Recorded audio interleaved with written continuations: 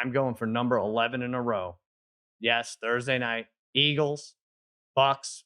Bucks a 7-point favorite, 51.5. Now on Fox, I can only pick the winner. But fellas, and no one ever does this, but if you string together all my wins since last year, 10 in a row, it's 114-1. Not only has no one capitalized on this, no one's even talking about it. I get so upset. 114-1. Now, I'm not going to give the pick on the game today. I'll let you guys take it. I'd be dumb probably to go against Brady here, just picking straight up on Fox. He's a minus 300. Although I will say he handed me my last loss on Fox, which was the 4 when he thought there was a 5th down in the Bears game. So that was my last loss. I have 10 in a row. I'm going for 11. Bucks minus 7, 51.5 at Eagles. Brother Bry, a lot of people trending towards the Eagles and the number here at least. Yeah, I like the +7. I mean, I hate these NFC East teams. Aside from the Cowboys, it's just hard to figure out like one week to the next, which team are you going to get. But Brady's, the Bucs have struggled twice on the road this season at the Pats and at the Rams. Brady's just 4-6 against the spread on the road in the regular season with the Bucs. After the beatdown on the Dolphins on a short week on the road, I'm betting this is a closer game. Eagles have been tough against the pass, right? So, I could see this being the Bucs take what they give them. Eagles have struggled to run the ball, but they'll have a good game through the air. Bucs defensively against the pass have really struggled, even in games that aren't blowouts. They've just struggled against the pass regardless. Mm-hmm. The Eagles too, if you look at I know this is all Peterson based, but the Eagles haven't lost a Thursday night game since 2015. So the crowd's going to be nuts. I think it's a weird game. I think they keep it close, and maybe it's just you'll know right away. If Brady's into the game and he's pumped up, he's going crazy right away, it's probably bad news. But if it's one of those, they get a little bit of pressure on Brady and he's got the Brady face going, you're in for a close game. All right. You mentioned that stat. They haven't lost on Thursday night since 2015. You qualified it and said that it's not even really the same coach for a lot of them. We do have to, we skipped over this Monday and Tuesday, but Harry gave out and Dave Damashek scrutinized it. He really looked into it, Harry. And that one trend where you said the Packers, Bengals, have got the over has hit the last 3 games or something. The last 3 they played, and he said one of the games was when Joe Burrow was like 13 years old. Well, I don't know how we didn't call him on that. We're usually all over that. But Damashek hit me up the next day. He's like, "Can you believe this, Harry?" He's calling you now Hoagie Berra because you said your explanation when he put that up to you was, "Hey, it doesn't matter until it matters, or it hits when it hits, or something stupid like that." But go ahead. Well, I was just going to say the facts are the facts. That's number one. Number two, that Rodgers was the quarterback for all 3 of those games. So he played in those games. And number 3, if any of these kickers could make any kicks in that game, it would have went over easy. 5 missed field goals. We're examining the trend itself. Not it's all right. It's all right. Well, but you needed overtime, and it still didn't go over. So what are you talking about? Like, I don't know what. 5 missed kicks. Yeah, but one of those kicks would have likely ended the game regardless, right? And it still would have went on. Well, no. If it went to overtime, the opening kick missed. Make that second kick made. Yeah. Now you really got to get through 9 points in overtime and you get the over. I'm more into the trend and bringing up trends when none of the players were on the field and years ago. I mean, I know you could say, listen, why don't we just listen? Aside from that, let's just let's get the audio of my analysis of the Bills Chiefs game and just go over that and just savor that one. How I nailed that. Talking about Jim Kelly days and how they rolled. Harry had a good Sunday. He had a good Sunday and Monday night. Well, I'll give him credit for that. All right, we'll give you credit, Harry, but no more of the anti. I mean, you can't basing like Japan hasn't won a world war since in 80. Like you can't. They're not going to win this one. Rodgers played in all 3. I don't know. All right, Harry, go ahead. Throw us an over, and I don't want to hear anything about like Donovan McNabb here. No problem there. I'm going to take the game over 51.5 at minus 114. 2 of the Eagles' last 3 games, they've given up 40 points or more. Tampa's banged up in the secondary. That's something Hurts, I think, can exploit. Hurts did go for almost 400 yards 2 weeks ago against the Chiefs. Bucs games this year, 4 or 5 have gone 58 points or more. The only one that didn't was that shady game in the rain in New England against the Pats. I think Brady he's not going to put 2 stinkers together on. What's that? Is that you, Harry? God, what is that? Oh my God. What are you running ads during your analysis? What is this? Don't you dare cut this out, Meatballs. What happened, Harry? What is your phone? You got an Amber Alert on your phone? What's going on?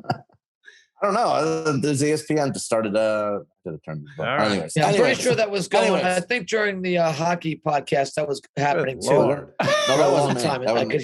All these alarms. I think Hurts is going to get his own as well. He's gone for at least 2 touchdowns in every game except for one. So, all right, Parlay Kid. If you have any music to play or whatever you want to do, Harry kind of just faded out there. But I'm going to piggyback on Harry with the over here. If I were to pick a side here, I'd probably you're piggybacking with Harry. I just hope you're the piggybacky. That's right. That's right. I wouldn't let Harry touch me though. Okay. So either way, you have some Sri Lankan blood in you.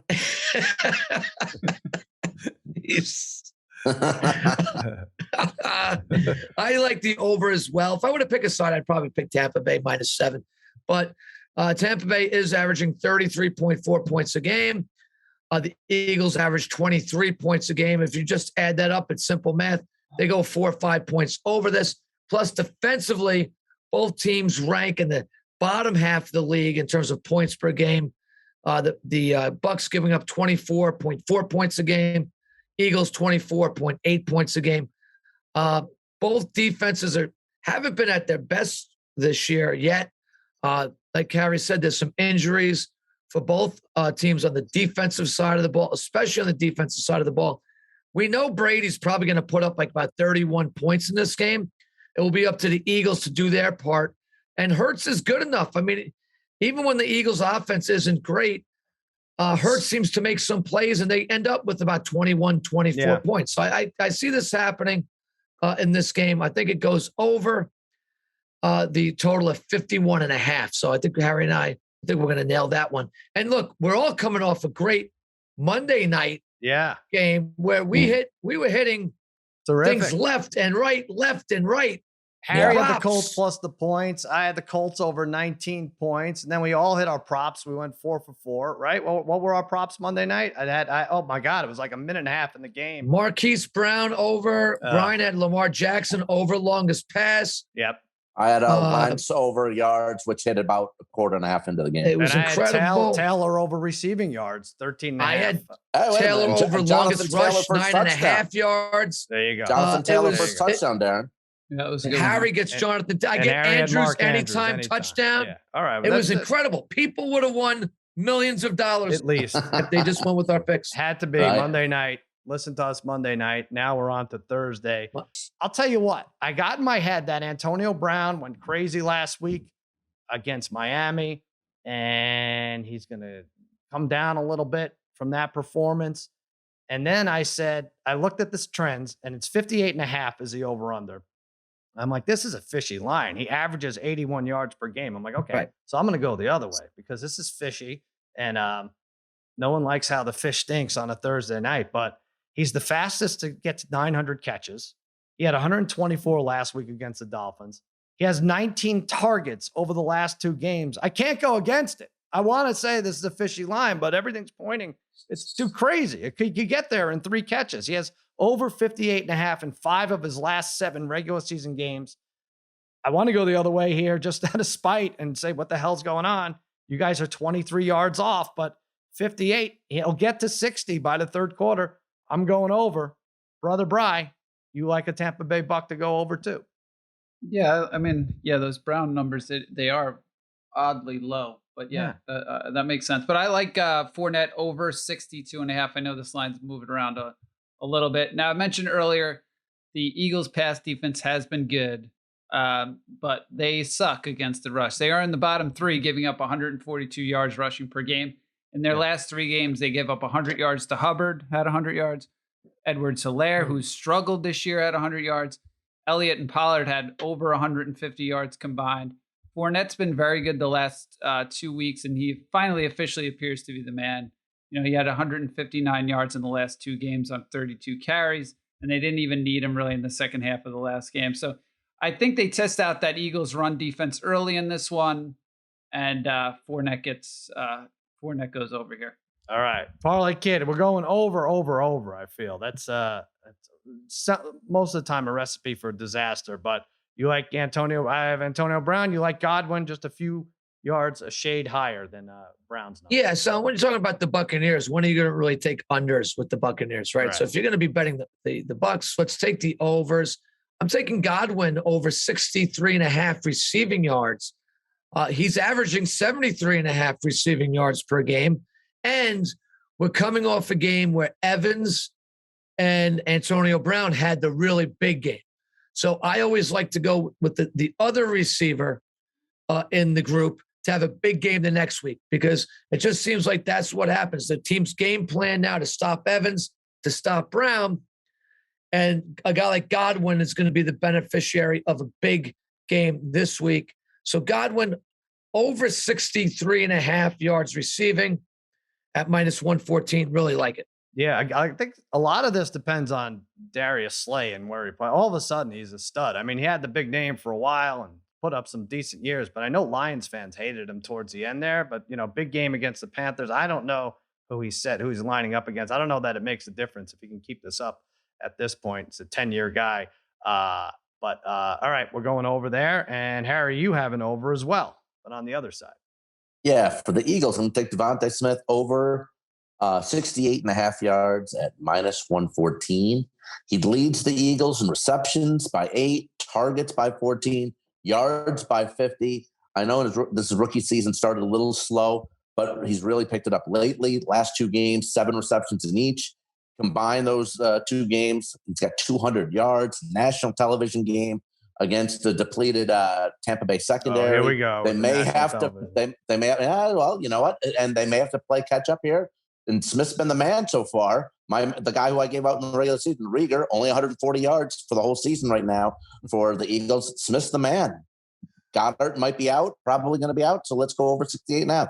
I used to be right there with you, Harry, with the national television games, but a lot of people can now access any of these games wherever they are. Like there could be a game in London and you could watch it.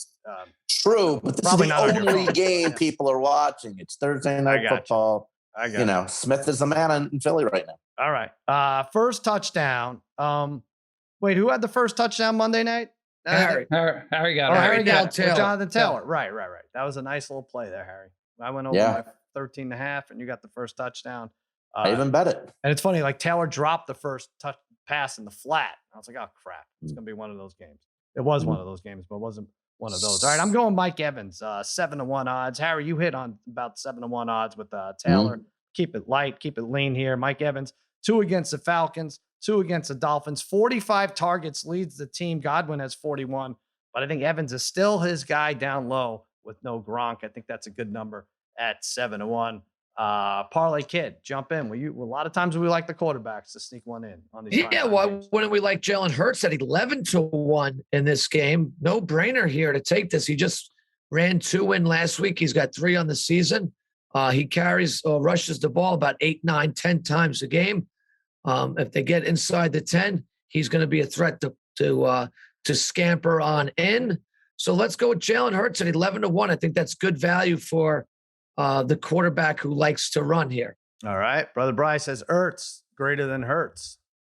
Yeah, I'll go with Ertz at 14-1. Look, he only had 1 catch last week, but in the last 3 games, he's been targeted on average 7 times per game. So Goddard was placed on the COVID list earlier this week, which I'm not sure even, can you get off that? I don't even know anymore. What do you need? You need like 2 negative tests or something to get off not that. Even. So, yeah. I think if you bring like an edible arrangement, you're fine. Anyway, even if Goddard can't go, even more reason to like Ertz. Even if Goddard does play, I'm still like Ertz when it's favorable matchups to start against the Buccaneers, who again, I said struggled against the pass. The tight ends have played well against them. So I do like that at 14-1. All right. And Harry, all over Devonta Smith this week, Thursday game. Yeah, you can get him at 10-1. And Tampa Bay's First 2 road games, the home team has scored the first touchdown of the game. Smith hasn't scored since week 1 versus Atlanta, but that TD just happened to be the first touchdown of the game. So I'm going to load up on Smith this week on Thursday, 10-1 first touchdown.